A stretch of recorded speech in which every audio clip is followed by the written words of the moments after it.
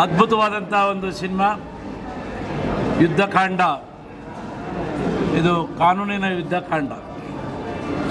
ಈ ಸಿನಿಮಾ ನೋಡದೆ ಹೋದರೆ ಪ್ರತಿಯೊಂದು ಕುಟುಂಬ ಸಿನಿಮಾ ನೋಡಲೇಬೇಕು, ಅಷ್ಟು ಅದ್ಭುತ. ನಾನು ಕನ್ನಡದಲ್ಲಿ ಈ ರೀತಿ ಒಂದು ಸಿನಿಮಾ ಬರ್ತದೆ ಅಂತೇಳಿ ಖಂಡಿತ ಅದನ್ನು ನಿರೀಕ್ಷೆ ಮಾಡಿರಲಿಲ್ಲ. ಮತ್ತು ಅಜಯ್ ರಾವ್ ಅದ್ಭುತವಾಗಿ ಅಭಿನಯ ಮಾಡಿದ್ದಾರೆ. ಅವ್ರ ಬಗ್ಗೆ ಏನು ಹೇಳಕ್ಕೆ ಹೋದ್ರೂ ಕಡಿಮೆ ಅಂತ ಅನಿಸುತ್ತೆ. ಎಕ್ಸ್ಟ್ರಾರ್ಡಿನರಿ ಆ್ಯಕ್ಟಿಂಗ್, ಎಕ್ಸ್ಟ್ರಾರ್ಡಿನರಿ ಕತೆ.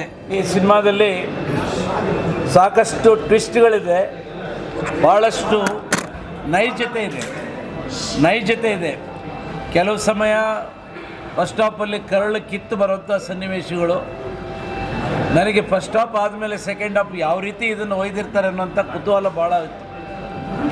ಸೆಕೆಂಡ್ ಹಾಫಲ್ಲಿ ಒಬ್ಬ ಲಾಯರ್ ಯಾವ ರೀತಿ ಪರ್ಫಾರ್ಮ್ ಮಾಡ್ತಾರೆ ಅನ್ನೋದಕ್ಕೆ ಅಜಯ್ ರಾವ್ ಅದನ್ನು ಮಾಡಿ ತೋರಿಸಿದ್ದಾರೆ. ಮತ್ತು ಈ ಸಿನಿಮಾ ಮಾಡಬೇಕಾದ್ರೆ ಸುಮ್ಮನೆ ರೀಲ್ ಸುತ್ತುವಂಥ ಕೆಲಸ ಅವ್ರು ಮಾಡಿಲ್ಲ. ಭಾಳಷ್ಟು ಅಧ್ಯಯನ ಮಾಡಿದ್ದಾರೆ. ಭಾಳಷ್ಟು ಅಧ್ಯಯನ ಮಾಡಿ ಭಾಳ ಕಥೆಯೊಳಗೆ ಹೋಗಿ ಲೀಗಲ್ ಪಾಯಿಂಟ್ಸ್, ಸೈಂಟಿಫಿಕ್ ಆ್ಯಂಡ್ ಎಲ್ಲ ರೀತಿಯ ಆಯಾಮಗಳನ್ನು ಮಾಡಿ ಈ ಕಥೆಯನ್ನು ಒಂದು ಸುಂದರವಾದ ಚಿತ್ರವನ್ನಾಗಿ ಮಾಡಿ ಕನ್ನಡದ ಜನತೆಗೆ ನಮ್ಮ ಅಜಯ್ ರಾವ್ ಕೊಡ್ತಾ ಇರೋದು ತುಂಬ ಹೆಮ್ಮೆಯ ವಿಷಯ. ನಾನು ಈ ಸಿನಿಮಾದಲ್ಲಿ ಫಸ್ಟ್ ಫ್ರೇಮಿಂದ ಹಿಡಿದು ಕೊನೆ ಫ್ರೇಮ್ವರೆಗೂ ಭಾಳಷ್ಟು ಕಾತರನಾಗಿ ಈ ಸಿನಿಮಾವನ್ನು ನೋಡಿದ್ದೇನೆ. ಅದ್ರ ಬಗ್ಗೆ ಎಷ್ಟು ಹೇಳಿದರೂ ಸಾಲದು. ಯಾಕೆ ಅಂತ ಹೇಳಿದರೆ ಈ ರೀತಿ ಕನ್ನಡದಲ್ಲಿ ಫಸ್ಟ್ ಟೈಮ್ ಅಂತ ಅನಿಸುತ್ತೆ. ಕಾನೂನು ಬಗ್ಗೆ ಲಾಯರ್ಸ್ ಕಥೆಗಳು ಸಾಕಷ್ಟು ಬಂದಿದ್ದಾವೆ, ಆದರೆ ಈ ರೀತಿ ಇಷ್ಟೊಂದು ಒಳ್ಳೆಯ ಸಿನಿಮಾವನ್ನು ಯಾರೂ ಕೂಡ ಮಾಡಿಲ್ಲ.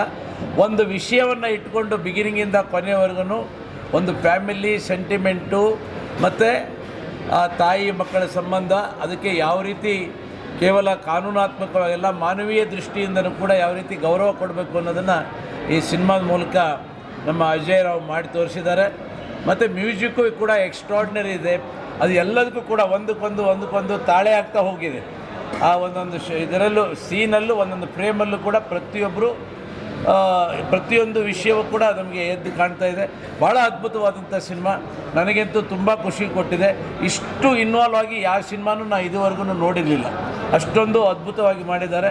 ಖಂಡಿತ ಈ ಸಿನಿಮಾವನ್ನು ಕನ್ನಡಿಗರು ನೋಡದೆ ಹೋದರೆ ಒಂದು ದೊಡ್ಡ ಆತ್ಮ ದ್ರೋಹ ಮಾಡ್ಕೊಂಡಂಗೆ ಆಗ್ತದೆ ಅಂತೇಳಿ ನನ್ನ ಅನಿಸಿಕೆ. ಮತ್ತು ಪ್ರತಿಯೊಂದು ಕುಟುಂಬ ಇವತ್ತಿನ ದಿವಸದಲ್ಲಿ ಪ್ರತಿಯೊಂದು ಕುಟುಂಬನೂ ಕೂಡ ಈ ಸಿನಿಮಾವನ್ನು ನೋಡಬೇಕು.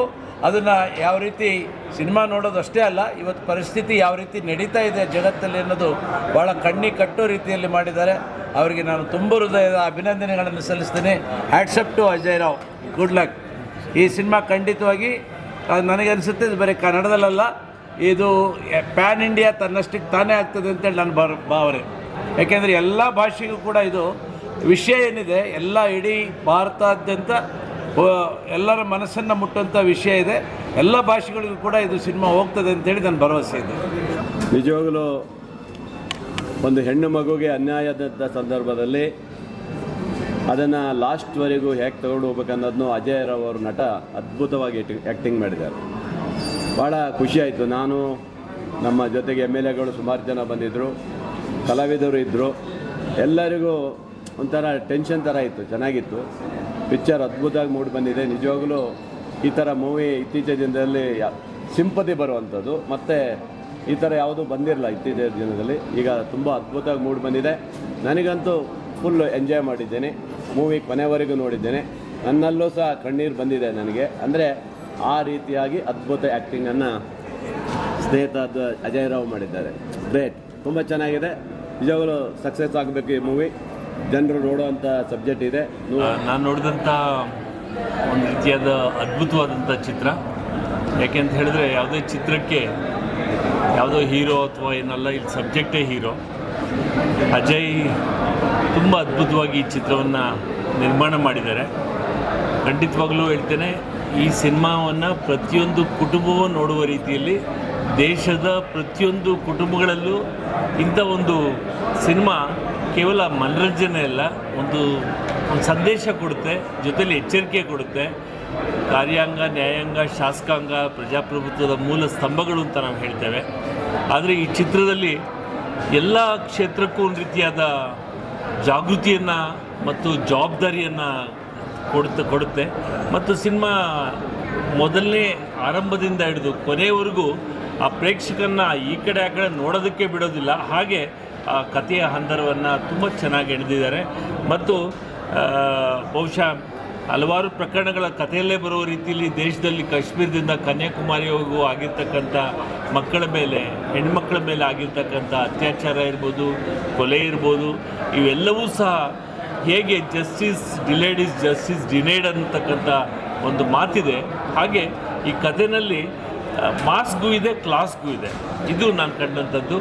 ಈ ಸಿನಿಮಾವನ್ನು ನಾನು ಹೇಳೋದಿಷ್ಟೇ, ನಿಮ್ಮ ಮುಖ್ಯನೇ ಹೇಳ್ತೇನೆ, ಇಂಥ ಅತ್ಯುತ್ತಮವಾದ ಕಥಾವಸ್ತುವಿನ ಚಿತ್ರಗಳನ್ನು ಪ್ರತಿಯೊಬ್ಬ ಪ್ರೇಕ್ಷಕರು ಬಂದು ನೋಡಬೇಕು. ನೋಡಿ ಬಹುಶಃ ಹೇಳ್ತೇನೆ, ನೋಡೋಗ್ತಕ್ಕಂಥಲ್ಲ ಮತ್ತೆ ಮತ್ತೆ ಮೆಲುಕು ಹಾಕೋ ರೀತಿಯಲ್ಲಿ ಈ ಸಿನಿಮಾ ಮಾಡಿದ್ದಾರೆ. ಅಜಯ್ ಅಂತೂ ಅದ್ಭುತವಾಗಿ ಅಭಿನಯಿಸಿದ್ದಾರೆ. ಮತ್ತು ಪ್ರತಿಯೊಬ್ಬ ಪಾತ್ರ, ಆ ಮಗು ಇರ್ಬೋದು, ಆ ಮಗುವಿನ ತಾಯಿ ಇರ್ಬೋದು, ಅಥವಾ ನಮ್ಮ ಜಸ್ಟಿಸ್ ಇನ್ನೊಬ್ಬರು ನಾಗಾಭರಣ ಅವರು, ಪ್ರಕಾಶ್ ಬೆಳ್ವಾಡಿ ಅವರು ತುಂಬ ಚೆನ್ನಾಗಿ ಮಾಡಿದ್ದಾರೆ.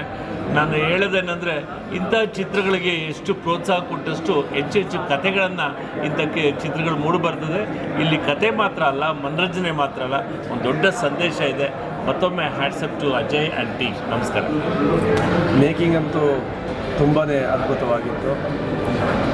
ಕೊನೆ ಕ್ಲೈಮ್ಯಾಕ್ಸ್ ಹೇಗಿತ್ತು ಅಂತಂದರೆ, ಇದು ಸಿನಿಮಾ ಅಲ್ಲ, ಇದು ನಿಜ ಘಟನೆ ಕಣ್ಮುಂದೆ ನಡೀತಾ ಇದೆ ಅಂತೇಳಿ ಕುತ್ಕೊಳ್ಳೋಕೆ ಕೂಡ ಆಗ್ತಾ ಇದ್ದಿಲ್ಲ.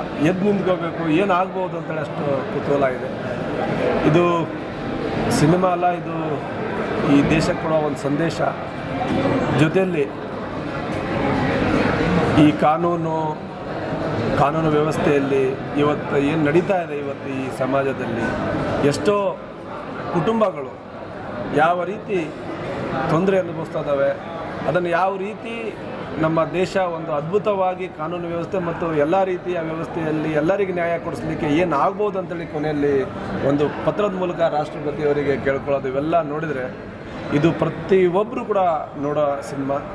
ಅದರ ಜೊತೆಯಲ್ಲಿ ನನಗೆ ಇವತ್ತು ಎಷ್ಟು ಖುಷಿ ಆಗ್ತಾ ಇದೆ ಅಂತಂದರೆ, ಇವತ್ತು ಮೂಲತಃ ನನ್ನ ಕ್ಷೇತ್ರದವರು, ನಮ್ಮ ಅಜಯ್ ಅವರು ಇಷ್ಟು ಅದ್ಭುತವಾಗಿ ಆ ಸಿನಿಮಾ ನೋಡ್ತಾ ಇದ್ದರೆ ನನಗೆ ಕಣ್ಣೀರು ಬರ್ತಾಯಿತ್ತು. ನಾನು ತಡವಾಗಿ ಸೆಕೆಂಡ್ ಹಾಫ್ ಬಂದೆ. ಖಂಡಿತವಾಗಿ ಯಾವಾಗ ರಿಲೀಸ್ ಆಗುತ್ತೆ ಫಸ್ಟ್ ಶೋ ನೋಡ್ತೀನಿ ಅಂತೇಳಿ ನಾನು ಅಂದ್ಕೊಂಡಿದ್ದೀನಿ. ಭಾಳ ಉತ್ತಮವಾದ ಸಿನಿಮಾ. ಇದು ತುಂಬ ದೊಡ್ಡ ಜರ್ನಿಯನ್ನು ಮಾಡುತ್ತೆ ಅಂತೇಳಿ ನನಗೆ ಅನಿಸ್ತಾ ಇದೆ. ಹಾಗಾಗಿ ಮಸ್ಟ್ ವಾಚ್ ಸಿನಿಮಾ ಅಂತೇಳಿ ಕೂಡ ಹೇಳ್ತೀನಿ.